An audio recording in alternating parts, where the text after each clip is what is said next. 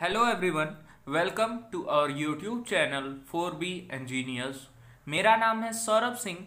Operating system की इस lecture series में आप सभी का स्वागत करता हूं। आज हम इस लेक्चर सीरीज में अपना दूसरा यूनिट स्टार्ट करने जा रहे हैं और आज हम दूसरे यूनिट के इस वीडियो में फाइल मैनेजमेंट का टॉपिक कवर करेंगे। फाइल मैनेजमेंट का पहले हम इंट्रोडक्शन देखेंगे इस वीडियो में।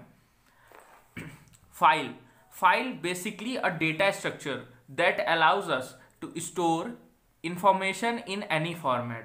देखिए, फाइल एक तरह का डेटा स्ट्रक्चर है हमारे कंप्यूटर के लिए, जो कि कोई भी इंफॉर्मेशन हमको अगर स्टोर करनी है अपने कंप्यूटर में तो वो हम किसी भी फॉर्मेट में फाइल के अंदर स्टोर कर सकते हैं। वो एक ऐसा डेटा स्ट्रक्चर है जो कि हमारी इंफॉर्मेशन को सॉर्टेड रखता है, हम इजीली उसको एक्सेस कर सके ऐसे मैनर में रखता है।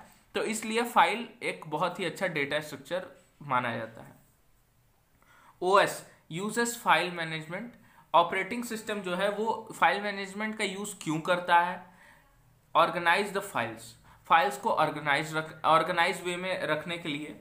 Keep track on the files. देखिए, फाइल्स के अंदर जो इंफॉर्मेशन है और फाइल्स कहाँ है, कैसे हैं, इंफॉर्मेशन जो है वो कहाँ पे स्टोर है फाइल्स में, उन सब का ट्रैक ऑपरेटिंग सिस्टम रखता है so that we can easily access easily. ठीक है, तो हम ऐसा इसलिए करते हैं, उसको अपने इंफॉर्मेशंस को फाइल्स के अंदर इसलिए स्टोर करते हैं ताकि वो ईजिली एक्सेस कर सके हम जब हमें उनकी ज़रूरत हो। ठीक है, every computer apps need to store and retrieve the information. देखिए, कोई भी हमारे कंप्यूटर में या हमारे मोबाइल में कहीं भी हमारा कोई ऐप है, ठीक है, तो हर ऐप कुछ ना कुछ इंफॉर्मेशन रखता है, स्टोर करता है। तो हो सकता है उसको बाद में उस इंफॉर्मेशन की ज़रूरत पड़े। ठीक है, तो वो स्टोर करता है, बाद में कभी उसको रिट्रीव करने की ज़रूरत होती है तो वो रिट्रीव करता है उसको जब चाहिए होता है।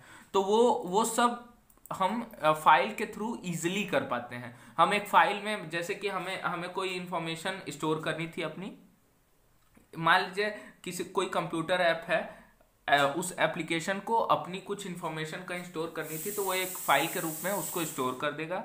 ठीक है, उसने स्टोर कर दिया, अब फिर से वो उसको वर्किंग में उस फाइल की या उस इंफॉर्मेशन की जरूरत पड़ी तो वो तुरंत ही उस फाइल को एक्सेस करके और इंफॉर्मेशन उससे निकाल लेगा, डिग आउट कर लेगा।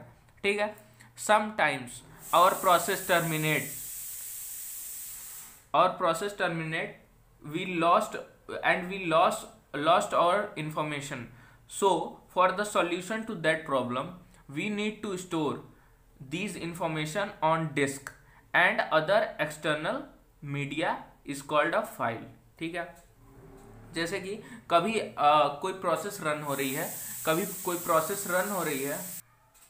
तो कोई प्रोसेस अगर रन हो रही है तो हो सकता है वो बीच में किसी कारणवश वो रुक जाए या टर्मिनेट हो जाए या बंद हो जाए या वापस चली जाए अपने इनिशियल स्टेज पे। तो उस समय या तो जब वो वापस चली गई अपने इनिशियल स्टेज पे तो जो भी हमने डेटा अपना पाया था वो सब गायब हो गया।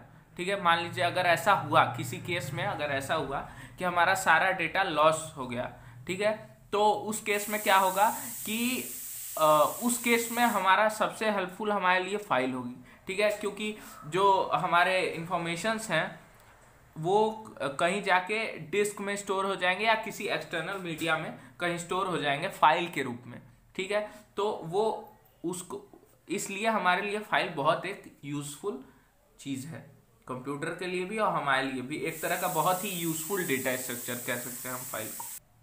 अब हम पढ़ेंगे फाइल नेमिंग कैसे होती है और यूजर्स के क्या व्यू होते हैं फाइल्स के प्रति या फाइल्स के तरफ। ठीक है, basic need for user is to able to access some file that he has stored in non volatile memory for an online access. तो देखिए, यूजर की सबसे बेसिक नीड क्या है कि अगर कोई फाइल उसने ऐसी जगह स्टोर की है जो कि मेमोरी नॉन वॉलेटाइल है, जो कि स्थिर नहीं है, ठीक है, और उसको यूज़ करनी पड़ सकती है बाद में एक्सेस के लिए, ऑनलाइन एक्सेस के लिए, तो वो क्या करता है, किसी फाइल के अंदर स्टोर करके किसी अच्छी मेमोरी में उसको स्टोर कर देता है, ताकि उसको वो ईजिली और जल्दी से जल्दी एक्सेस कर सके अगर उसको बाद में उसकी ज़रूरत पड़ती है तो। ठीक है, user can save the file and give its some associated name so that he can easily identify when needed।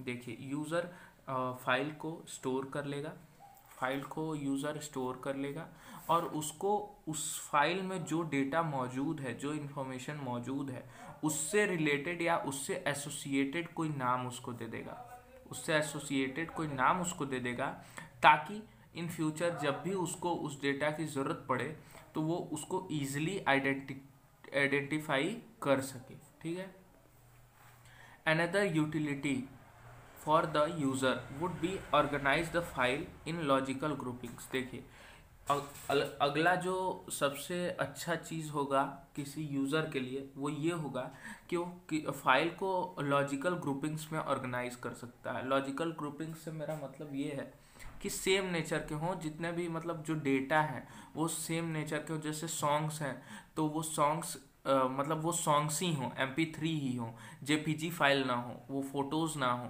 तो उनको एक ग्रुप में सेव कर दिया हमने। और उसके बाद JPG फाइल्स जो हैं वो उनको एक ग्रुप में सेव कर दिया, ताकि उनको जैसे ही ज़रूरत पड़े कि मान लीजिए भाई मुझे फ़ोटोज़ की ज़रूरत है तो मैं फ़ोटोज़ की फाइल्स में चला गया, उसमें मुझे वो फ़ोटो ईजिली एक्सेसिबल होगी। मान लीजिए मुझे गाने की ज़रूरत है तो मैं MP3 के फाइल में चला गया, मुझे ईजिली एक्सेसिबल होगी। And if the groupings can be store under some common place it would provide ease of access for the user. अगर वो किसी कॉमन प्लेस पर स्टोर्ड हैं, जितने भी लॉजिकल ग्रुपिंग्स वाली चीज़ें हैं, जितनी भी MP3 हैं या जितनी भी JPG फाइल है, वो एक ही फाइल में अगर स्टोर्ड हैं तो उससे क्या होगा कि ईज प्रोवाइड हो जाएगी हमारे यूज़र के लिए। बहुत ही ईजिली वो जब चाहेगा तब उसको एक्सेस कर सकेगा। ठीक है, अगला क्या point, Mostly all operating system allow strings of 1 to 8 letters as legal file names। जितने भी ऑपरेटिंग सिस्टम हैं वो 1 से 8 लेटर्स का स्ट्रिंग को एक लीगल फाइल नेम मानते हैं। ठीक है, मतलब एक लीगल फाइल नेम 1 से 8 तक के लेटर्स का स्ट्रिंग हो सकता है। ठीक है, frequently digit and special characters are also allowed. देखिए स्पेशल कैरेक्टर्स और डिजिट्स भी अलाउड है हमारी फाइल नेमिंग के लिए। ठीक है, तो दोस्तों आज के लेक्चर में हम लोगों ने पढ़ा फाइल नेमिंग, यूज़र व्यू और फाइल्स का थोड़ा बहुत इंट्रोडक्शन। ठीक है, अगले लेक्चर में हम इसके आगे की टॉपिक्स को कवर करेंगे और थोड़ा और डीप में जानेंगे कि फाइल्स कैसे होती हैं, उनमें हम कैसे स्टोर कर सकते हैं डेटा को और ईजिली कैसे एक्सेस कर सकते हैं जब चाहें तब, और कौन सी बेस्ट फाइल्स होती हैं जिनको हम एज अ अपना डेटा स्ट्रक्चर यूज़ कर सकते हैं अपने कंप्यूटर के अंदर। ठीक है, और कौन सी ज़रूरत पड़ने पर किस ज़रूरत के काम आएंगी ऐसी कौन कौन सी फाइल्स हैं। ठीक है, तो थैंक यू दोस्तों, इस लेक्चर में आज के लिए इतना ही। अगर आपको ये वीडियो पसंद आई हो तो please like, share and subscribe to our channel 4B engineers. और दोस्तों मैं एक और आप लोगों को न्यूज़ देना चाहता हूँ कि हमारे लिंक्स में हमारे वीडियो के डिस्क्रिप्शन में आपको लिंक्स मिलेंगी, जिससे आप कंप्यूटर साइंस से सब्जेक्ट से रिलेटेड जितनी भी बुक्स हैं वो आपको इजीली अवेलेबल हो जाएंगी उस लिंक्स पे आप क्लिक करेंगे तो। और जितने भी अदर सब्जेक्ट्स हैं हमारे जनरल नॉलेज के सब्जेक्ट्स और बाकी जितने भी अच्छे इंजीनियरिंग स्ट्रीम्स हैं उनके सब्जेक्ट के बुक्स उन लिंक्स पर आपको डिस्क्रिप्शन में मिल जाएंगी। आप प्लीज़ उन लिंक्स पर जाएं और जल्दी जल्दी अपनी बुक्स को खरीदें। ठीक है, थैंक यू दोस्तों, please like, share and subscribe to our channel 4B engineer.